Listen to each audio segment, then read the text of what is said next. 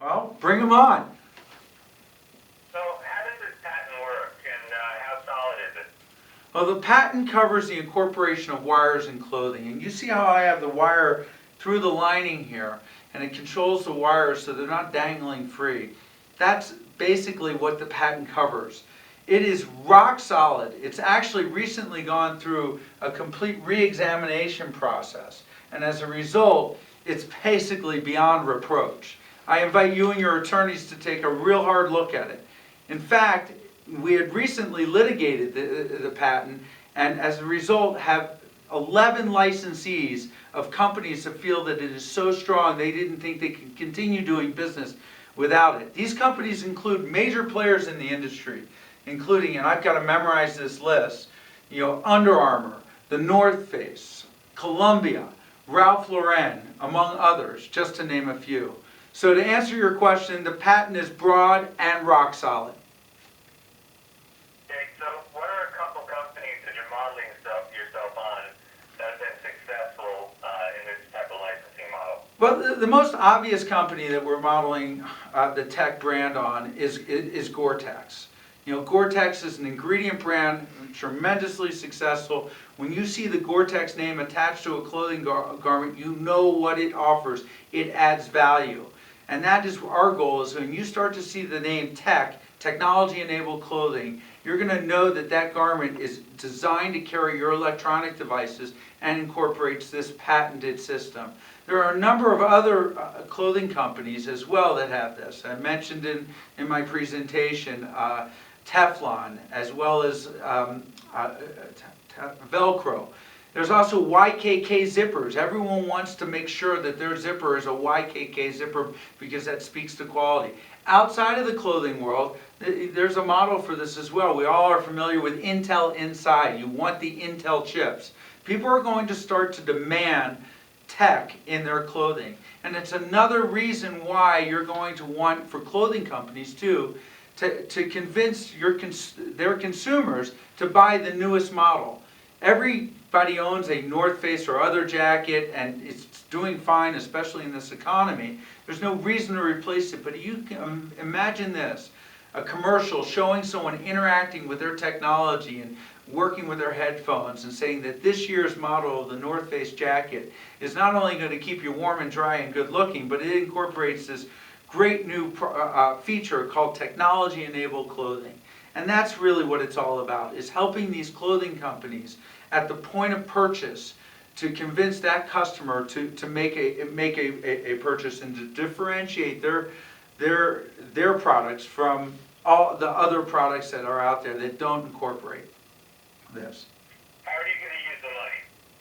Well, we have a really clear plan on how to use this money. I know it's not an insignificant sum, $500,000. And it values the company today at over $3 million. Given the history of the company, I think it's really it's justified. But your question was how we're going to use it. Number one, we're going to hire a separate president to run this company, a management team that has the interest solely, and this is not going to go over well. We're going to have to massage this language a lot. We're going to hire a sales force to reach out to the clothing manufacturers to show them how they should be incorporating this. We're going to do an advertising campaign to get the tech name out there, primarily through viral, very good on the internet. We're also going to build a really super cool website that's going to show the unique features and benefits, because I only showed you a couple of the features, the clear touch and the wiring. Tech offers so many more features and benefits than just that. So this is a question that I want a solid freaking answer to, and I don't have it now. Okay. So 10 years in business, if you haven't made tech work in a decade, what makes you think that 500 grand is going to change things now? That's a really good question. The reason why, number one, I take issue with the fact that I haven't made tech work. Tech has worked, and it's been proven by what it's done to my other clothing company that has over $30 million in sales, and this year we're going to do close to $14 million, only because we've incorporated tech.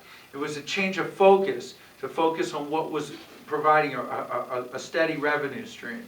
So, I believe firmly that tech has worked. Tech has made money, over $300,000 in licensing fees to date. But the way I'm going to make tech work now is to have people dedicated solely to tech. Because I understand that right now, when I'm running my other clothing company, my focus is on that company primarily. And one of the things I'm going to be using the $500,000 is to have someone who is an advocate solely for tech, and their responsibility will be to get tech into other clothing companies without regard for what it's doing to SCOTTeVEST. They have to be independent-minded and objective. So I believe that that's a great question though, and I need to have a better answer than that, because they're going to beat me up on that. So you've mentioned that you're not really going to be managing tech. You've been running an apparel company for 10 years. You have some experience running a licensing company. How are you going to deal with wearing two hats? Well, that doesn't make sense to me at all. How can you hire someone when this is your vision? Well, I understand your concern, and what I'd like to do to alleviate your concerns about my ability to wear two hats is firstly, I've been able to keep tech separate all along. I incorporate tech in all the advertising and everything that SCOTTeVEST has done because I recognize that tech is what has brought the value to SCOTTeVEST. So I have been able to wear two hats, but I think in my role as a supervisor of someone who is solely appointed to looking after the best interest of tech, it will make it much easier to do that. And I would also, to keep, so to say, to keep me honest, I would give whatever shark is on that makes this investment will have a seat on the board of directors of tech, so that any decisions where there's a potential conflict of interest between tech and my other clothing line, that they will have a vote in how that's determined. I got to be careful with that answer, because I do not want to ultimately make an agreement that gives them some sort of rights that are going to, in effect, require that SCOTTeVEST start paying tech royalties or something like that. So that. You can do like board of advisors. Well, even still, they'll see right through that. I'd like to have pre-planned. I don't like interrupting the commentary. Can we keep going? Yep, but that's a good question. Don't you think that SCOTTeVEST already fills this niche for technology-enabled clothing? Won't you automatically be competing with every single licensee that you get? That's a great question. Does SCOTTeVEST already fill this niche? No, not even close. We are doing, this year alone, 14 million. Next year we'll do close to 25 as SCOTTeVEST. The apparel business market is in the billions, as Damon can tell you himself, having sold over $6 billion in FUBU clothing. And I believe that each one of those FUBU items could be, and every other brand could be incorporating the technology-enabled clothing solution into their line as well. This will obviously, I think, somewhat dilute the SCOTTeVEST brand value, but not entirely. SCOTTeVEST now, I have to be careful, so shoot me with a gun, cannot say SCOTTeVEST. My other clothing company has a brand of its own, and it was always intended that tech be an ingredient brand. It's not its sole brand. If it was its sole brand, I'd be here pitching, my other clothing company, which I'm not. I've always envisioned this as a much bigger play. And I do believe that when North Face and others begin to incorporate not only the wiring and clothing, but these other features under the tech brand name, it's going to help their brand and enhance their brand, and not necessarily take away from my other clothing company.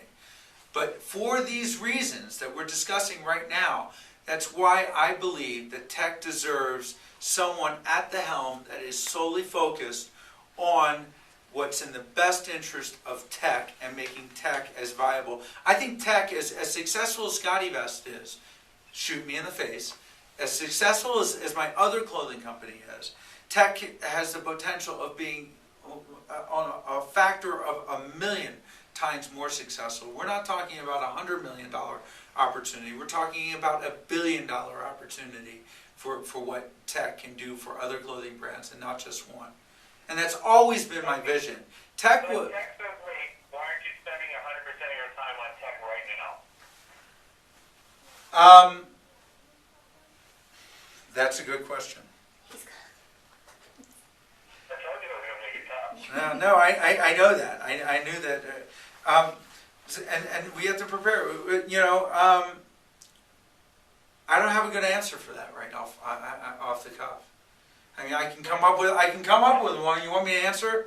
You know, well, you know, because why? That's a great question. You know, the fact is that, you know, while I was building tech, I started this proof of concept company. And this proof of concept company was doing well and taking more and more of my time, and I recognized what was in the best interest of the proof of concept company was also in the best interest of tech. And now I find myself at a unique position. You know, I've built my other company up into a multi-million-dollar company, and I'd like very much to see both of the companies succeed. I have to run... Polish is a great answer. With polish is a great answer. Okay. Okay. So what's stopping someone from adding some more pockets to their line of clothing and saying that it's technology-ready clothing or technology-capable clothing? I mean, isn't this really easy to knock off? That's a great question.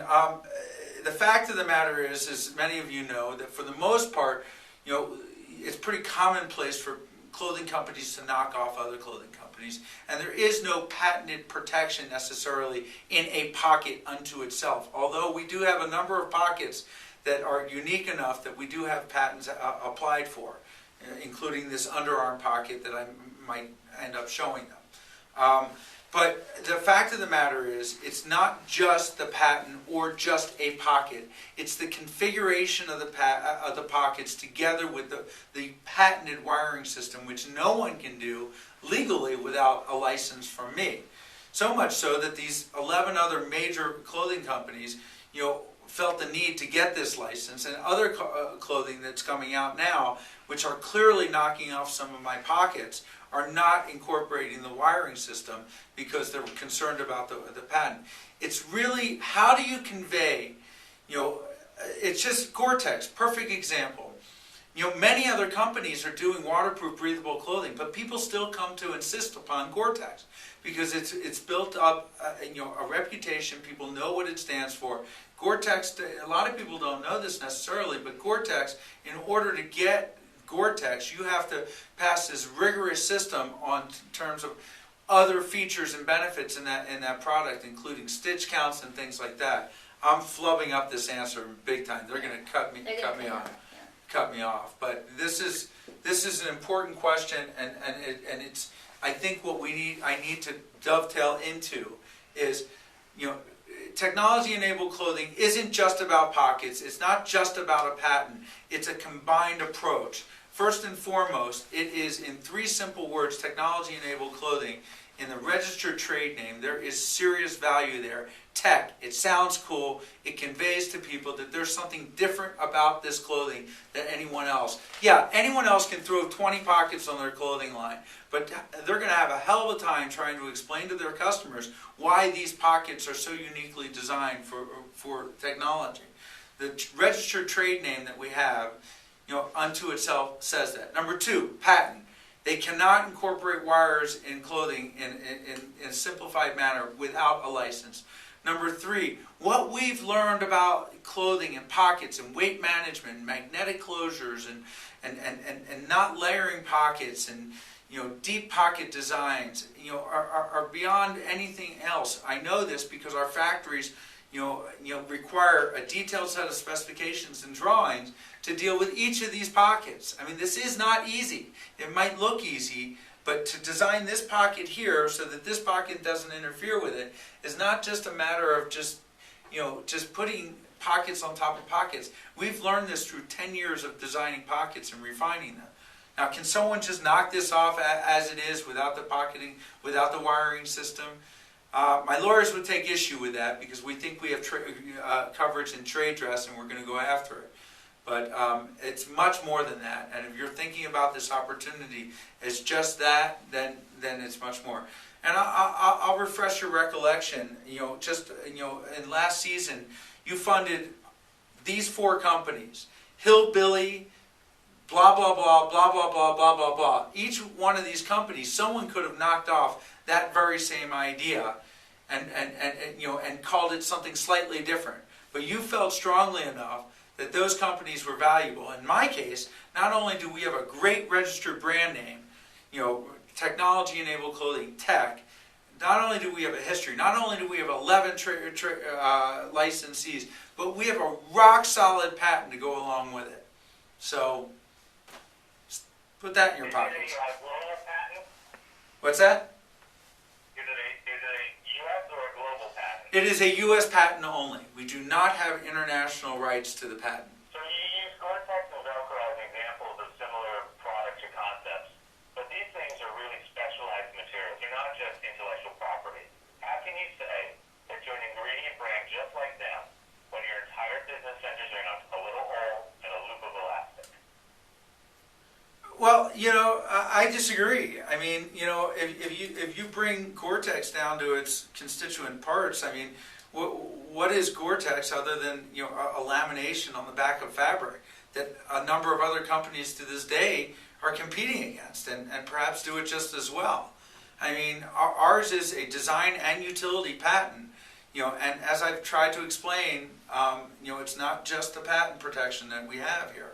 We have a registered trade name that is very powerful, and we have consulting services on how to design pockets properly. So it's a combined effort, and we will offer this separate. If someone they have no interest in licensing the tech brand, but they want protection from the patent, as we've done with this litigation that occurred a couple of years ago, we will just grant them a license for the patent. They will not be able to utilize the tech branding. It's my preference, however, to wrap it all together into this 3-pronged approach, where it includes the intellectual property associated with the patent, the license, the intellectual property associated with the registered trade name, together with the consulting and the manufacturing advice on how to make a pocket properly. And again, just like Gore-Tex has done, when people see Gore-Tex, it's got to be on a quality product. We won't just license to anyone, because if someone reaches into a pocket and there's loose threads, and if it has my brand name, technology-enabled clothing on it, that's not going to work for me. So we're going to actually have a process that makes sure that anything branded as technology-enabled clothing is not just something that has a wire that's there. It speaks to the quality of the design and the manufacturing process. It's well beyond that. Okay, I did hit you with one more. So part of your reason for starting tech was that you didn't want to have a boss anymore. So can you go back to having some sharks as bosses? Absolutely. I value each and every one of your individual experiences. Kevin, you bring infomercial experience to me. I think that this is a product, both my other clothing line, which is completely separate, but it's highly demonstratable on infomercials. Damon, you've brought this. You have something. You're more than just a boss. You're a partner, and that's what I'm looking for in this business. That's why I'm here. I could clearly take this idea with the metrics that I have behind me and go to Silicon Valley and get funded for perhaps a lot more than the valuations I'm seeking right now. Why I am here right now on the Shark Tank talking to you is because of the unique things that you can bring to the table.